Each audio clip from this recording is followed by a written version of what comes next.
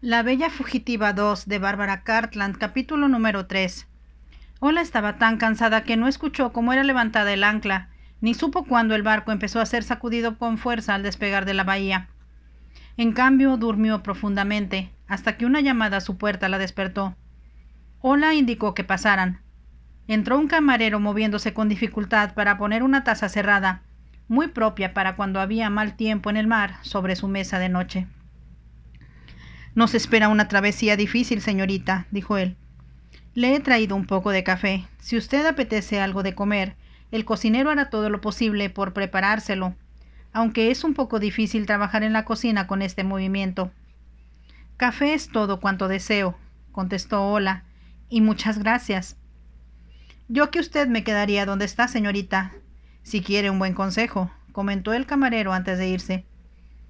«Es fácil para la gente de tierra firme romperse una pierna o un brazo cuando el tiempo está así». Ola comprendió que estaba mostrándose diplomático al no sugerir que podría marearse, pero ella sentía que el movimiento del barco no le estaba produciendo ningún mal efecto. Su padre era muy aficionado al mar y cuando era pequeña la llevaba con frecuencia a navegar, así que tenía su experiencia y por picado que estuviera el mar, ella no se mareaba. Cuando entró el camarero se retiró. Ola lamentó no haberle preguntado a qué hora llegarían a Calais. Tenía la impresión de que si no estaba lista para bajar a tierra en cuanto atracaran, el marqués se irritaría y ella evitaría causarle mayores molestias. Al abordar el barco la noche anterior, todavía con neblina muy espesa, Ola comprendió que el marqués se mostraba inconforme con su propia generosidad al haberle ofrecido llevarla hasta el canal. Él había dado instrucciones bruscas a un camarero de instalarla en un camarote, y ella pensó que debía considerarse afortunada de que no la hubiera abandonado a su suerte como había estado a punto de hacer. Se estremeció ahora al pensar en lo frustrante que habría sido tener que casarse con Giles. Ella nunca pensó en él como hombre hasta el momento en que había revelado sus traidoras intenciones, porque deseaba su cuantiosa fortuna. «Es un gran error tener tanto dinero», se dijo. «Si papá hubiera tenido un hijo varón, no me encontraría ahora en este predicamento». Al mismo tiempo, ella comprendió que su padre no había podido escapar de su madrastra cuando ésta decidió casarse con él. Ola comprendió muy bien la facilidad con la cual todo había sucedido. Se hallaba en el convento en Francia cuando su madre murió. No hubo oportunidad de que volviera a tiempo para el funeral, así que su padre no envió a buscarla, ni le comunicó por carta lo ocurrido. En cambio, él mismo fue a verla para informarle la terrible noticia de manera cariñosa y gentil. Ambos lloraron juntos. Después su padre volvió a Inglaterra solo, y eso, se dijo Ola posteriormente una y otra vez, representó un error fatal. Ella debió haberse ido con él para cuidarlo, pero ninguno de los dos se le ocurrió que debía interrumpir su educación porque su padre estaba ahora solo. Fue solo cuando Ola terminó los 2 años obligatorios en Francia, tal como había sido planeado por su madre, que regresó a Inglaterra para descubrir que era demasiado tarde ya. Su padre se había sentido muy solo y desventurado, sin nadie con quien hablar de su bien amada esposa. Su madrastra, vecina de ellos, con el encanto y dulzura de los cuales hacía gala cuando así le convenía, fue ganando su confianza hasta hacerlo sentir que era indispensable para él. Se cansaron tan solo 2 días antes de que Ola volviera a casa, y ella comprendió, cuando conoció a su madrastra, que la premura había sido deliberada para evitar que la joven alterara los planes de su padre. A ella le resultó evidente que el principal objetivo de su madrastra era la posición social de convertirse en Lady Milford y tener un marido adinerado. El rostro que mostraba a su esposo era muy diferente del que la joven veía en realidad. Ola supuso que debió conocer antes a la nueva esposa de su padre, mas no la recordaba, y era muy dudoso que su madrastra hubiera prestado atención, en el pasado, a la joven hija de un vecino a quien no veía con frecuencia. Pero una niña era algo muy diferente a una hijastra con una belleza espectacular. Y cuando Lord Milford murió, Ola heredó una gran fortuna cuyo monto excedía en mucho a lo que dejara a su viuda. Lady Milford se había mostrado celosa de Ola desde un principio, pero ahora estaba envidiosa de su dinero, y su odio por ella explotó casi como la bomba de un anarquista. Ola solo describió brevemente al marqués cuánto había sufrido. Fue imposible explicarle la tortura que representó una continua persecución mental. Además, la verdad era que Ola tenía miedo físico a su madrastra. Como sabía que Lady Milford detestaba su belleza hasta el punto de que el solo mirarla provocaba su furia, Ola estuvo siempre temerosa de que encontrara alguna forma de dañar su rostro, como algunas veces la amenazaba con hacerlo. Y debido a que tenía tanto espíritu como valor, optó por escapar. Comprendía que no iba a ser fácil, pero a medida que se fue convirtiendo más y más en prisionera en la casa donde habitara tan feliz, comprendió que por difícil que le pareciera, necesitaba escapar de ahí. Giles resultó ser un Judas imperdonable. Cuando ellas menos lo esperaba, eso había sido un golpe que habría aniquilado por completo a alguien con menos carácter que ella. Como un milagro encontró al marqués y ahora en su yate estaba a salvo por el momento, sin importar las dificultades futuras. Después de beber el café con mucho cuidado, temerosa de ensuciar las finas sábanas de lino bordadas con el monograma del marquesado, se quedó recostada contra la almohada y trató de planear lo que haría. Habló con el marqués de la posibilidad de tomar una diligencia para ir a París, pero recordó que eran vehículos lentos, usados por todo tipo de gente, alguna de ella bastante ruda. Lo más sensato habría sido alquilar un carruaje especial que la llevara a París, pensó, pero eso debía ser muy costoso. Quizá no hubiera suficiente dinero y necesitara vender algunas de sus joyas. Debo hablar con el marqués sobre eso, pensó. Pero cierto pudor la hizo sentir que sería embarazoso hablar de dinero con el hombre que se mostrara tan bondadoso casi contra su voluntad, y que debía estar deseando librarse de ella lo más pronto posible. Debe haber un buen joyero en Calais, se dijo. Le preguntaré cuánto me daría por uno de los broches de diamantes más pequeños de mamá. Cuando llegue al convento, entregaré el resto de las joyas a la Madre Superiora, quien puede guardármelas hasta que necesite más dinero. Le surgió un pensamiento repentino, y abrió muy grandes los ojos, que clavó sin ver, pero con una definitiva expresión de desesperada ansiedad, hacia el extremo opuesto del pequeño camarote. Fue después de mediodía, cuando el marqués bajó de la cubierta hacia donde lo estaba esperando su ayuda de cámara, al fondo de la escalerilla, para ayudarlo a quitarse el impermeable de tela alquitranada. «Espero que su señoría no se haya mojado», comentó el hombre con expresión solícita. «No, Gibson», contestó el marqués. «Y es una experiencia emocionante ver cómo el lobo del mar se mueve impulsado por el viento». «En verdad que lo es, milord», contestó Gibson. «Yo siempre he dicho que su señoría acertó al seleccionar este tipo de barco, perfecto para sus necesidades». «Siempre acierto, Gibson», comentó el marqués un poco en broma, pero con la convicción interna de que esa era la verdad. Luchó mucho para lograr que los fabricantes de barcos diseñaran un yate tal como él quería. Mas observó, siendo muy joven, la forma en que se habían portado durante la guerra las fragatas de la marina, y juró que si alguna vez tenía la oportunidad de construirse un yate, lo haría de acuerdo con los planos de esas embarcaciones. Cuando fue mayor, procuró examinar y navegar en los rápidos bergantines llamados clipper. El diseño de su casco iba a servir de modelo para los famosos clippers de velas cuadradas que estaban siendo construidos en los astilleros norteamericanos y adoptados por los ingleses paulatinamente. Lo que el marqués obtuvo, a final de cuentas, fue un bergantín con la rapidez de una fragata, pero por fortuna no exigía una tripulación numerosa. Cuando el lobo de mar fue botado por fin, causó una gran sensación entre los aficionados a la navegación, y el marqués fue felicitado no solo por sus amigos, sino por varios destacados funcionarios de la marina. Esta era la primera vez, sin embargo, que probaba la resistencia del lobo de mar contra un mar tan tempestuoso. Al observar esa mañana cómo saltaba por encima de las olas de una forma impecable, comprendió que todas sus ideas, consideradas revolucionarias, fueron correctas. Se deslizó con cuidado, pero con la seguridad de un hombre acostumbrado al mar, y entró en el salón a tiempo que decía: «Di a los camareros que estoy listo para una buena comida. Tengo mucha hambre». Al terminar de hablar, vio que no estaba solo. En el cómodo salón, cuyos muebles fueron diseñados por él mismo, se encontraba la mujer cuya existencia olvidara en las últimas 2 horas. «Buenos días, milord», dijo Ola. Perdone que no me levanté para saludarlo, pero considero bastante difícil hacer una reverencia con el barco tan inclinado hacia un lado». «Buenos días, Ola», contestó el marqués. Se había detenido un momento antes de decir su nombre porque tuvo que pensar un instante para recordarlo. Se sentó en una silla no lejos de ella y enseguida le preguntó: ¿Se siente bien? ¿No se ha mareado? No, de ninguna manera, contestó. Y si usted me permite hacerlo, me gustaría subir a cubierta después del almuerzo. Nunca había estado en un barco tan veloz como este. ¿Me quiere decir que le gusta el mar?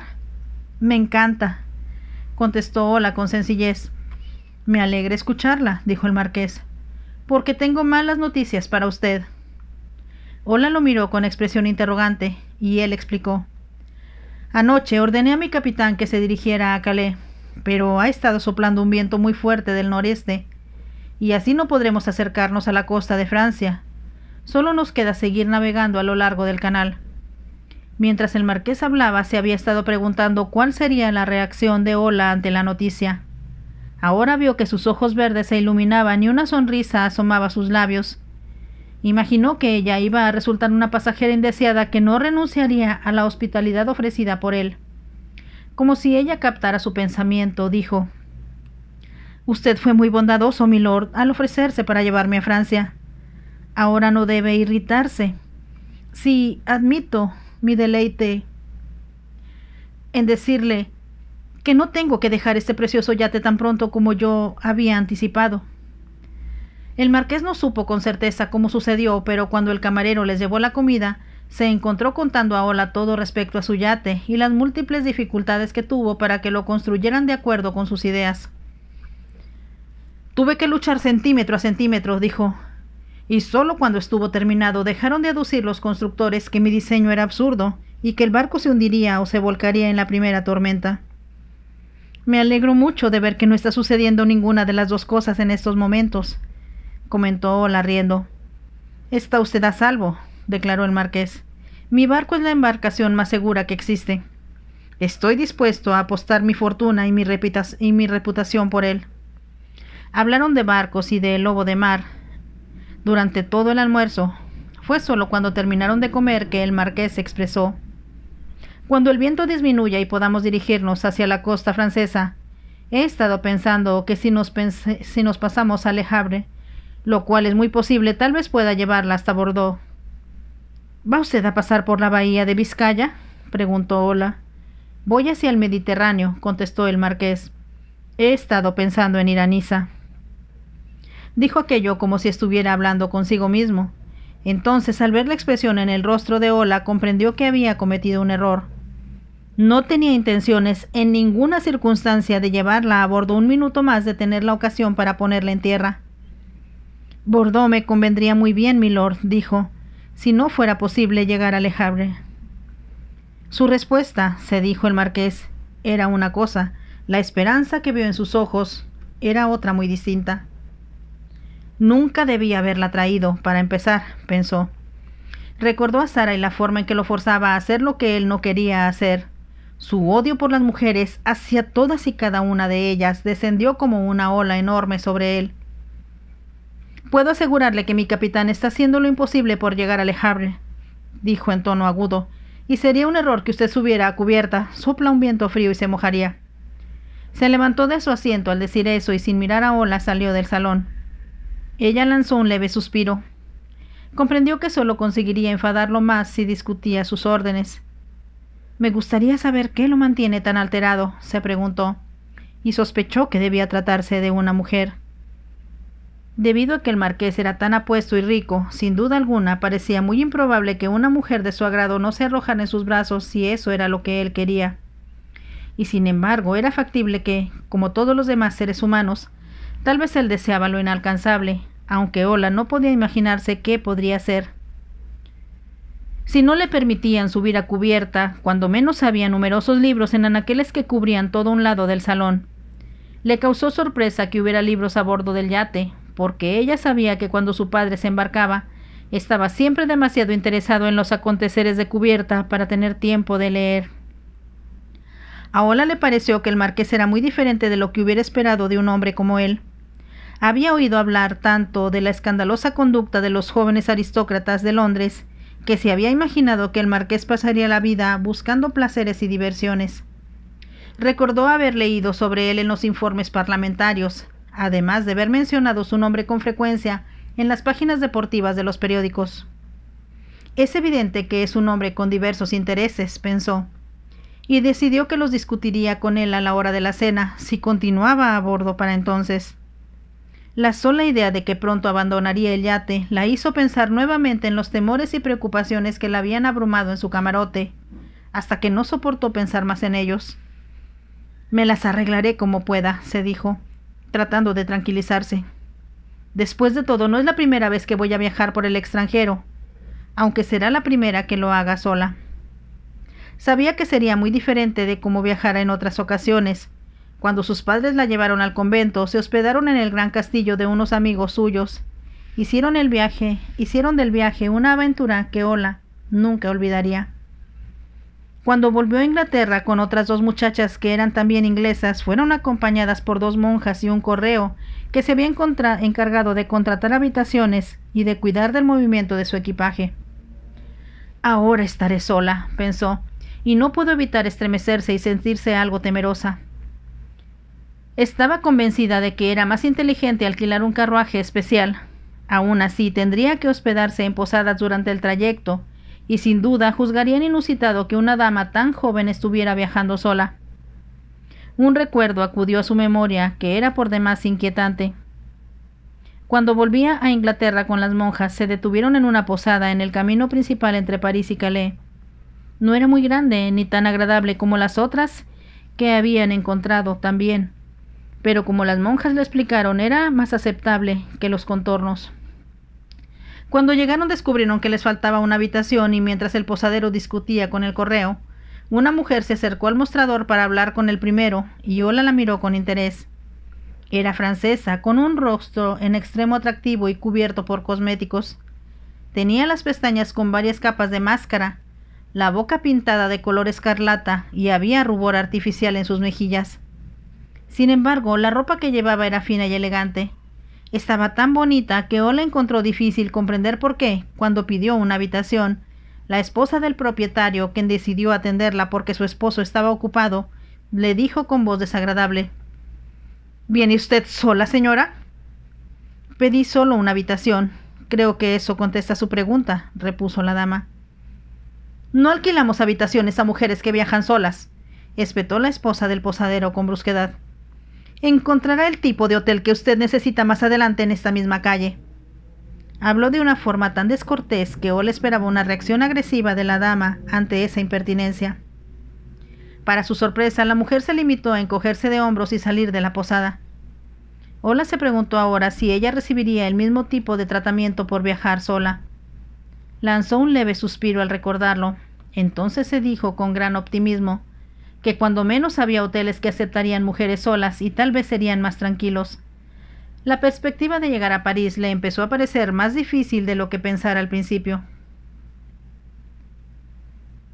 El marqués, después de 2 agradables horas de ver cómo avanzaba el yate a través del océano, decidió bajar, una vez que el capitán le había informado que sería imposible acercarse a Le Havre. Continuaremos hacia Bordeaux, como había sugerido usted antes, dijo el marqués. Estoy seguro de que a la señorita Milford, mi invitada, le será fácil trasladarse de ahí a París. Sin duda, la señorita no hará sola todo ese recorrido, ¿verdad, milord?, preguntó el capitán sorprendido. El marqués se sintió irritado de haberlo mencionado y se alejó sin contestar al capitán. La traje a Francia como ella me pidió, se dijo. No la voy a convertir en mi pupila. Recordó cómo Sara había despertado primero sus simpatías porque parecía tan desamparada y patética sin un marido que la protegiera. Vio ahora, con una amargura que pareció recorrer sus venas, como si fuera un veneno, que buena parte de esa actitud era una farsa para hacerlo sentir fuerte y protector. Podía recordar las cosas que había dicho Sara, a las que él había contestado con la respuesta inevitable. Podía vislumbrar ahora con toda claridad la expresión confiada en sus ojos, cuando le decía que estaba confusa, preocupada o ansiosa. Él siempre respondía que él cuidaría de ella y la protegería de todo cuanto la inquietaba. «Tonto, tonto», se dijo, y sintió que el sonido del viento en los aparejos repetía las mismas palabras. «Es algo que no volveré a hacer en mi vida», se prometió. Buscó las palabras con las cuales diría a Ola que en cuanto llegara a Bordeaux, su responsabilidad respecto a ella terminaría. Él, si llega a París o a cualquier otra parte, no tiene nada que ver conmigo. Sin duda encontrará muchos otros hombres dispuestos a ayudarla. Se preguntó cuántos hombres más habría en la vida de Sarah, además de Anthony. No había razón para suponer que él fuera el único, y debían haber existido otros hombres en su vida aún antes que su esposo muriera. Hombres que estuvieron siempre bien dispuestos a ayudar a una mujer que les imploraba con los ojos tan azules como un cielo de verano, pero que eran en realidad tan falaces como los del propio Satanás. Los ojos del marqués estaban impregnados de dureza y llevaba los labios apretados cuando entró en el salón. Por un momento pensó que estaba vacío y que Ola se había retirado a su camarote, pero descubrió que estaba acurrucada en el sofá, dormida. El marqués había decorado el salón en verde pálido porque le pareció un color adecuado para el mar. Eso había sido revolucionario también, ya que la mayoría de los yates eran decorados con muebles forrados en piel color café, y estaba de moda cubrir con paneles de madera de roble los muros de los camarotes. No podía haber escogido un color que sirviera de marco más efectivo para el cabello rojo intenso de Ola. Cuando el marqués se acercó a ella, vio que sus pestañas eran muy oscuras contra sus mejillas aún pálidas de cansancio. Dormida, parecía muy joven y vulnerable.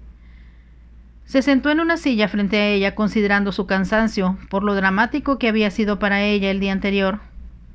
El huir al amanecer debió ser una experiencia abrumadora en sí misma. Darse cuenta después de cuáles eran las intenciones de su primo hacia ella debió causarle una impresión muy fuerte. Todo ello había sido suficiente para alterar a cualquiera, sin el susto adicional del accidente ocurrido al vehículo en el que viajaba. El marqués había visto muchos accidentes. Comprendía que Ola tuvo mucha suerte al salir ilesa. Su primo, que conducía el carruaje, fue arrojado al camino, y no era muy probable, pensó el marqués, que la herida de una piedra causada en su frente al caer fuera su única lesión. Casi siempre en tales condiciones la gente salía con alguna fractura. En varios casos se fracturaban la base del cráneo al caer. Se preguntó si los caballos habrían resultado lastimados. Se dijo con firmeza que nada de eso era de su incumbencia. El brandy fue el responsable de que se hubiera hecho cargo de Ola, y cuanto más pronto se librara de ella, sería mejor.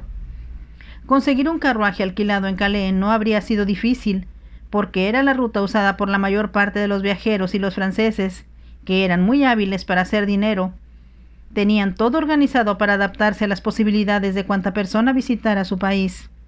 Pero Bordeaux estaba muy lejos de París, y el marqués empezó a pensar que tal vez resultara imposible para Ola encontrar un carruaje capaz de llevarla directamente hacia la capital francesa, aún con frecuentes cambios de caballos.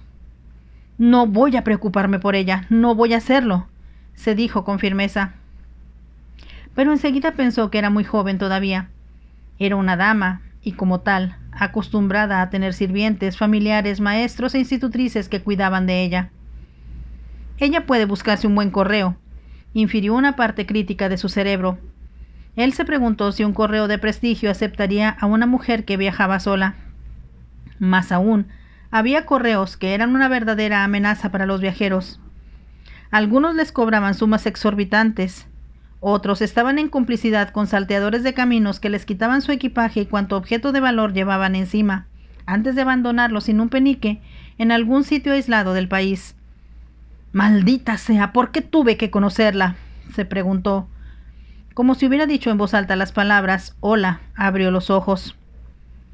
Por un momento lo miró desconcertada, pareció recobrar la memoria y esbozó una atractiva sonrisa en sus labios cuando se sentó. «Me quedé dormida. Me abochorna mi indolencia, cuando debería estar cultivando mi mente con alguno de sus libros». «Lo que estaba haciendo es muy sensato», dijo el marqués. «El tiempo afuera está horrible, el viento es helado y caen ráfagas de lluvia que resultan muy desagradables. De cualquier modo, me parece que usted lo ha disfrutado, ¿no es verdad? Tal vez mañana me permita subir a la cubierta. Todo depende de que no haya ningún riesgo en ello». Ola se echó a reír. «Quizá teme que me rompa una pierna. Así no se podría librar de mí a menos que me arrojara por la borda». Sus palabras eran tan cercanas a lo que el marqués estaba pensando que él se sintió casi turbado. Nada, dijo, y Ola añadió. Le prometo que bajaré a tierra en el momento mismo en que usted lo indique. Sin embargo, hay una cosa que deseo pedirle. ¿Cuál es? Como vamos a Bordeaux y es una población desconocida para mí, ¿podría decirme si hay un buen joyero allí? ¿Un joyero?, preguntó el marqués perplejo. ¿Para qué lo necesita? Por la mente de él cruzó la idea de que ella esperaba que le diera un regalo. Recordó las muchas mujeres que de algún modo lo habían llevado a una joyería, presionándolo a demostrar su afecto por ellas de una forma más práctica que con simples ternezas. Ola bajó la mirada con timidez. Después habló con una voz apenas audible. Yo creo que si hubiera bajado en Calais, habría tenido suficiente dinero para llegar a París.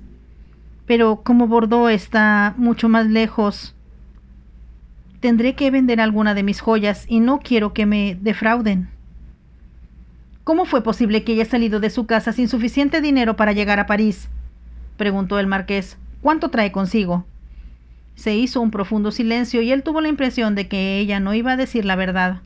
«Y no me mienta», exclamó con voz aguda. «Sinceramente sus finanzas no me interesan en ningún sentido, pero si quiere mi ayuda, lo menos que puede hacer es ser franca conmigo». No iba a mentir, solo que no quería darle la idea de que soy una tonta por traer tan poco dinero conmigo. ¿Cuánto trae usted? 4 soberanos y un poco de plata. Antes de que el marqués pudiera hablar, Ola añadió con rapidez. Como Giles venía conmigo, pensé que esa suma sería suficiente. Así que usted intentaba que él absorbiera los gastos aún antes de casarse, exclamó el marqués con voz despectiva. Nada de eso, interpuso Ola. Sabía muy bien que mi madrastra maneja mi fortuna, y ella le habría pagado cualquier cantidad que yo le debiera, y si él no hubiera querido cobrarle, yo le habría dado en pago alguna de las joyas de mi mamá. Todas son muy valiosas. ¿Esas joyas tan valiosas las guarda en esa valija que traía anoche con usted? Ola asintió con la cabeza. Mi querida niña, dijo el marqués. ¿Se imaginó de verdad que era fácil llegar a París sin que se las robaran y tal vez la golpearan o la mataran en el proceso? No puedo hacer ninguna otra cosa, repuso Ola a la defensiva. Es muy fácil para usted decir ahora que debía haber calculado mejor la situación, pero yo no tenía modo de adivinar que todo saldría tan mal. Deposité mi confianza en Giles cuando me dijo que me llevaría al convento. Pero anoche pensé en algo más. ¿En qué?, preguntó el marqués con visible enfado. Giles sabe que intentaba ir yo al convento.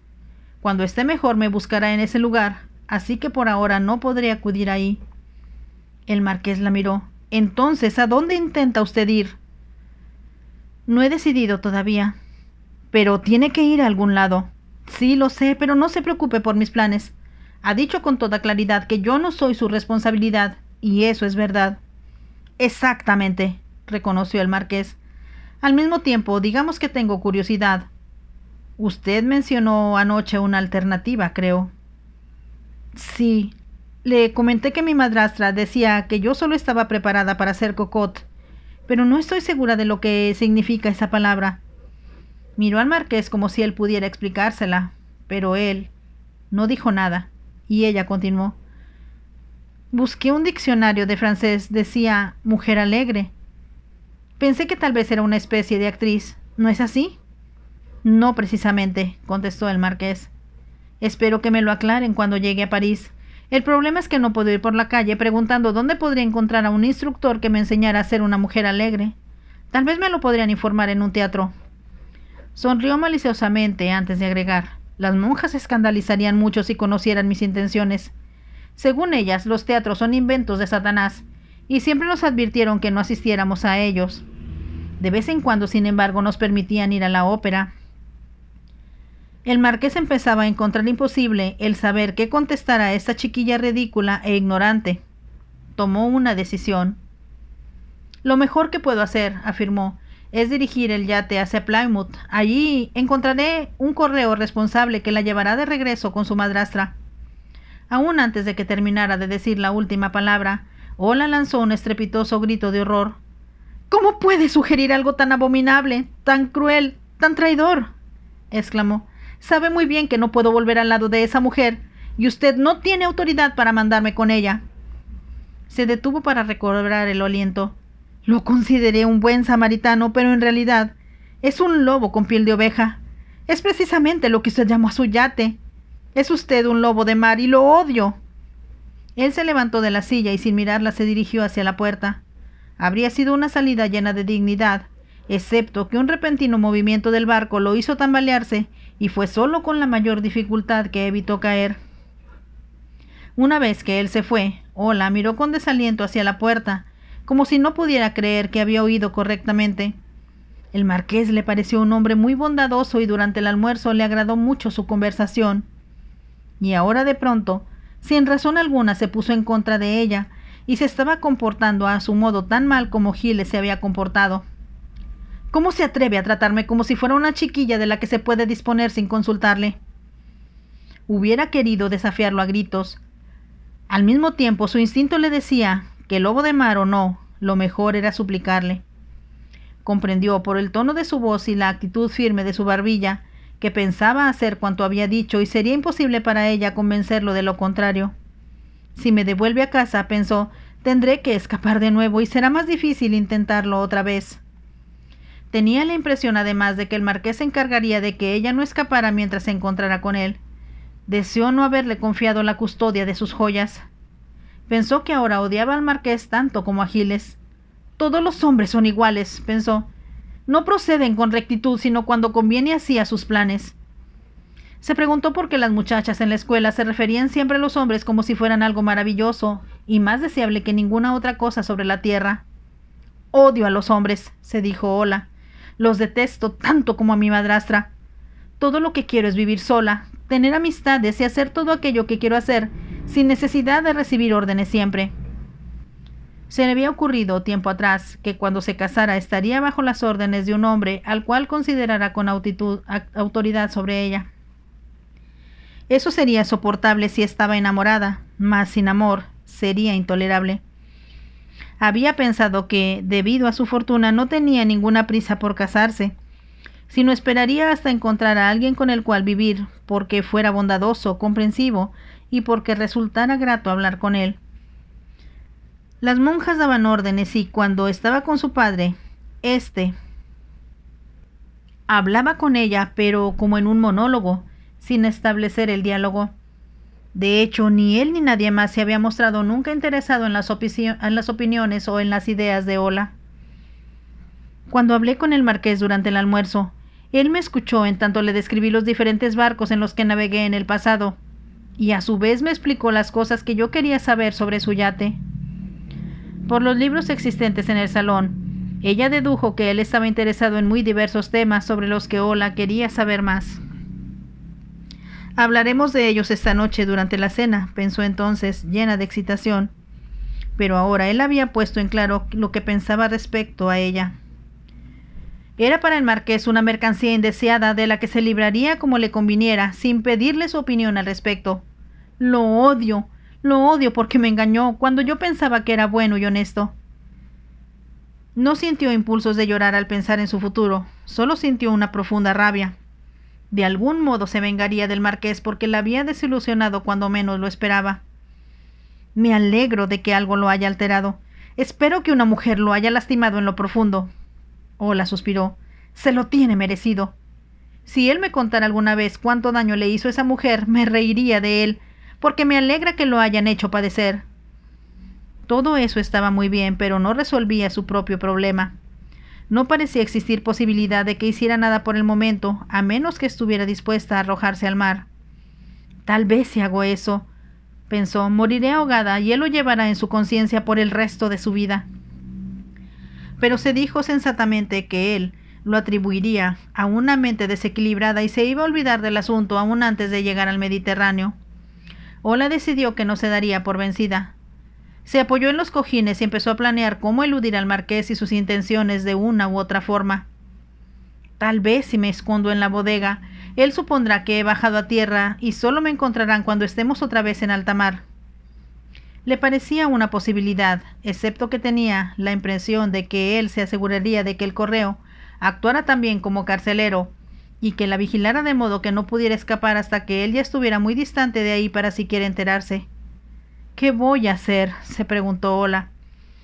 De pronto, al escuchar cómo el viento golpeaba los aparejos, comprendió que continuaba el mal tiempo. Así, las intenciones del marqués serían frustradas no por ella, sino por la naturaleza, y no podrían atracar en Plymouth. Fin del capítulo 3 de la novela La Bella Fugitiva número 2 de Bárbara Cartland. Si la están disfrutando, por favor déjenme un like y las espero en el siguiente capítulo. Bye.